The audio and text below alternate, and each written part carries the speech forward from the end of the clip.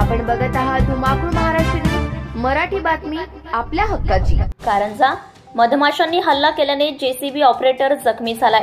ही घटना कारंजा तालुक्यातील बांबर्डा गावाजवळील उंद्री सिंचन प्रकल्पाजवळ मंगळवारी दिनांक 16 एप्रिल रोजी सकाळी 10:30 वाजता घडली आहे।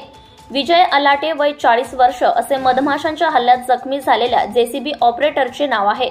प्राप्त माहितीनुसार उंद्री सिंचन प्रकल्पात गाळ उपसण्याचे काम सुरू असताना अचानक आगे मोहळाच्या माशांनी त्यांच्यावर हल्ला चढवला आणि जवळपास 15 ते 20 मधमाशांनी त्यांना चावा घेतलाय। घटनेनंतर त्याला उपचाराकरिता कामरगाव येथील ग्रामीण रुग्णालयात दाखल करण्यात आले। तेथे त्यांच्यावर उपचार सुरू असून प्रकृती स्थिर असल्याची माहिती सूत्रांनी दिली आहे।